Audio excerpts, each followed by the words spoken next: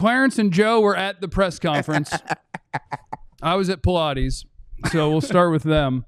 Early impressions. And Clarence, out of respect for your track record, I'll start with you, unlike Jerry. Oh, they're going to pull the rug. Initial and out of respect for Brian, who's a great fellow, great guy.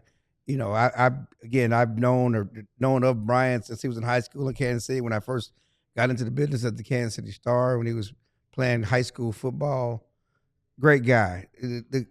But the press conference was really about Jerry defending the process, being defensive about everything that's been said about it. He reads everything, guys. He sees everything. He referenced I read 100 times. Yeah, he's everything we've said about the process and how it was a jackleg process and everything else. And I don't know if it gives fans confidence that this is what was necessary to get over the hump. I don't know if it gives anyone confidence. I don't know if they won the press conference today, which they were hoping to do. I like Schotty. I just don't know if they did anything to convince fans that things would be different. No, I thought Schotty did great, but in terms of just, being in front of a press conference, but to your point, this was about Jerry Jones trying to defend a process that was flawed. And I thought one of the most telling things about the whole thing was, when Jerry was talking about, I listen, I read, he's like, hey, the guy next to me, this is the biggest risk I've taken. Yeah. And Schotty just had to sit there while he just kept saying over and over again that this is a risk. This is a risk. This is a risk. And I kept thinking, man, the amount of pressure that's got to be on Brian Schottenheimer for this first-time head coaching job is got to be immense. We'll see how he can handle it. I asked Stephen Jones after, hey, when you're talking about calling him a risk, do you think he's self-aware of that? Do you think he can handle it? And he's like, I do think he can handle it. And honestly, this pressure kind of comes with trying to win a Super Bowl here in Dallas and get that 6-1. And, that's my thought process leaving this is, this process has given Brian Schottenheimer a pressure cooker of a job. It's like if I was getting married and I say, I know my wife is not Halle Berry. Well, she's sitting right there. But I believe in her. But I believe it. I know, but she's fine in my eyes, okay? She's beautiful. I know she's not Halle Berry. I know y'all know she's not Halle Berry. She knows she's not Halle Berry, okay? I've read that she's not attractive. And that there are other people I should be interested in. But I like her. That's a good presser. Yeah, she's a great personality. I did think it was a pretty standard, pretty run-of-the-mill deal. And the thing that stood out is, we talked about it before the show, Aaron Glenn has his introductory press conference, and you can pull out these quotes that you're like, holy cow, and look at the fire, and what a great... And I don't think Schotty was ever going to have a chance to do that because of the job. Aaron Glenn got introduced, and the general manager was there. Mm-hmm. Well, the general manager was here, too. Yeah, ours was there, too. Yeah, the owner. The general manager was sitting next to Schotty. And, it's going to be a Jerry event. It's not your event. It is, but when you're given a chance to speak to the fans and speak to the teams, which he was, speak to the fans. Don't talk about your family. Well, Jerry set that up. He started it. I know, but you've had days to prepare. What am I going to say? What am I going to say in this press conference that's going to convince people I'm the right guy for the job? I mean, maybe his family is the reason why he thinks he can pitch that. I mean, that might be his only pitch. He's never been a head coach. He's been an OC for 25 years, or in the NFL for 25 years.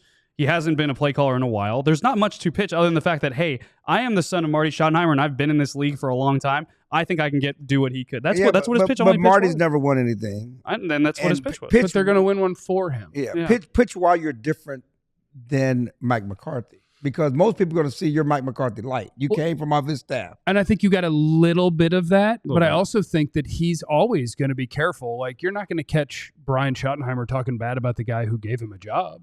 Yeah. Well, the guy who gave him a job was talking bad about him. So I ain't staying here if he's the offensive coordinator. I mean, let's be honest. He didn't say that out loud. We know it to be true. I mean, basically, and let's go through that because the process started when Jerry talked about the process. They initially started talking to Mike McCarthy after the season about Brian Schottenheimer being the play caller next year. They weren't talking to Schotty initially about being the head coach. We want Brian to be the play caller. If he wasn't the play caller, he wasn't going to be here. He was going to be the play caller. That's what they presented to Mike McCarthy first. Then Mike McCarthy said, I'm out. Yeah. And then they pivoted to, well, let's think about making him the head coach. And for the record, one thing they also talked about was that Schottenheimer wanted to be a play caller anywhere. And that he apparently, according to Stephen Jones, had external interest. I had heard that Seattle was interested in talking with him to be the offensive coordinator. They just hired Clint Kubiak, so maybe that's the possibility. But if Brian Schottenheimer wasn't here, then maybe Mike McCarthy would be here. Yeah, and again, I would have gotten it right. And again, if They would have full circled that thing. if you had a choice between Schottenheimer and Clint Kubiak, you're most likely taking Kubiak based Maybe. on history. I mean, but the They're timing, familiar with him in Seattle, though, too. and the timing of it lines up that either they didn't know yet or whatever, if they waited until Schottenheimer was the head coach. And I think, to me, whatever you think about Brian Schottenheimer as a head coach, as a play caller, as whatever, like that, we'll find out. That's a Mickey Spagnola. We'll find out. That is a Mickey Spagnola. But so to me, there's two things about this that eventually you're going to grade.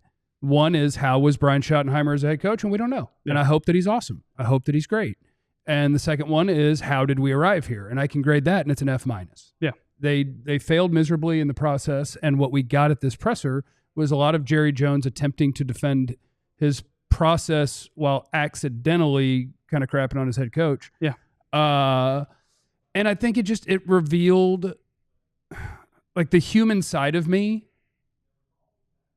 We're all human people with empathy and emotions and whatnot, and like it's really sweet. It's really cute. When you're talking about families and friends and what all these things mean, and like it's really nice, and I'm sure that touched a lot of people. Ultimately, it means jack crap about who your head coach should be and if you should be winning. It was a lot of Jerry Jones talking about Marty Schottenheimer and the family and calling his mama, and I think that is a huge part of who Jerry Jones is these days, and probably always has been. But loyalty, family, like those sorts of things, he can try to spin it as this is a giant risk. It's not. It's the exact opposite. It is evidence that you aren't willing to go outside your comfort zone. He's like, I'm hiring a guy who's never been a head coach. That's outside. That's risky. That's outside the comfort zone. No, it's not. When you lost the coach you were comfortable with because he wasn't open to the idea of this guy calling plays, you just moved on to another guy that you were comfortable with that would do this at a reasonable salary. He's huge on family and friends and being comfortable when he's at work. That's what Jerry Jones is into. And he can try to spin it however he wants. He hired a guy that he's comfortable with, and now we will hope that a guy who, yes, comes from a football family, has a lot of experience coaching football, we will hope that he does a great job as a head coach and a play caller. I hope that. I want that to happen. Process F-. Yeah. And going back to the process, I asked Jerry, because he did, and how long was the press conference? An hour and what? It was over an hour for the press conference, and then about 25, 30 minutes. But then he talked for 30 minutes in the walk-off. You know, we sat and talked about the same thing. I asked him, you know, why not Ben Johnson? Why not Aaron Glenn? Why not go and at least talk to some of those guys? We got McDonald's at home. We got Ben Johnson in Schottenheimer. That was his. I mean, basically, we got all that in Schottenheimer. He is just as good as the Ben Johnsons of the world. That's what he was told. We were told. I'm glad you brought that up too, because one thing I kept thinking throughout this entire process was Jerry's defending a process and claiming that he did due diligence when clearly there was not enough due diligence done outside of Brian Schottenheimer. He tried to tell you over and over again that when it came to Brian Schottenheimer, I did do enough due diligence. I knew his dad. I knew his mom. I when he came here for the last 3 years, I've been watching him watching him in coaches' meetings, and I'd be like, you hear what he said in the coaches' meeting? Yeah, no, and then I called all his neighbors. You know, I called Steve Spurrier. I called Pete Carroll to find out more about him. Yeah, I think you can make an argument that you did a good due diligence on Brian Schottenheimer, but this is a process where you have to do due diligence outside of it. I asked Steven if Deion Sanders was a legit candidate. He said, yeah, Jerry loves him, but as we know, that was a phone call that never turned into an interview. Same thing with Pete Carroll. That was more of a phone call about Schottenheimer where Pete Carroll gave his 2 cents about what he could do, hypothetically, before he took the Vegas job. They had other conversations too. I don't think you can defend the lack of due diligence when it comes to the people outside of Brian Schottenheimer. It may work out. The due diligence you did on Brian Schottenheimer is sound, I think, but I don't know if it is externally with other candidates. And one thing that you get when you interview other people, whether you hire them or not, is that you pick their brains about what they think of your organization and what you need to change, okay? So whether you hire, when you canvas 12 to 14 people or however many people you canvas, it's not just about them taking a job. It's also about what they think of the organization and what they can help help you build and change within your organization. You're not doing that when you talk to 4 people. No. Well, and I think that's the reason. I'm not ranting. Yeah, I'm not ranting. You got 2 minutes left. Let's go. You got 2 minutes. Like I'm not ever going to teach. I'm not going to teach Clarence anything about the way the Cowboys do business. But I think that you set it up perfectly. Like the reason you would bring in the candidates that the entire league is interested in, that there might be a bidding war for because people think this is the guy that gives me the best chance to win. The reason you bring them in is for their new ideas and for what they think of your organization, what needs to change, et cetera, et cetera. This organization's not open to that. He doesn't need to hear it because he'll dismiss it immediately. And Ben Johnson wouldn't even showed up. We found out before the playoffs even started things that he was looking for in an organization, and Jerry knows those things. There's no point in calling him because he's going to tell you where you suck.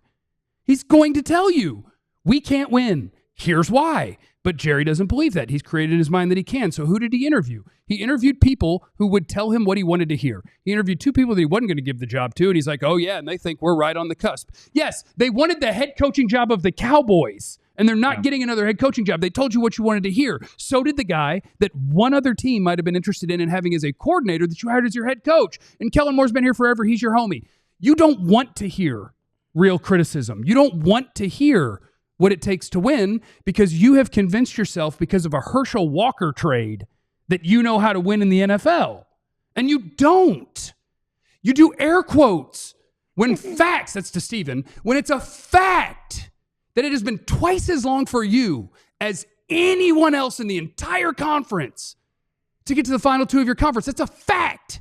And you air quote it and dismiss it with, we've won some regular season games. You guys are diseased on the inside. And the fact that the only people you interviewed is the ones who are going to tell you what you want to hear because they desperately want to work with you. And they're the people that you like or satisfied a rule to hiring in the NFL.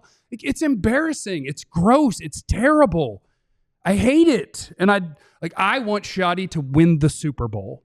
But there's another side of me that wants him to fail miserably because I just want it to be as clear as possible to the Jones family.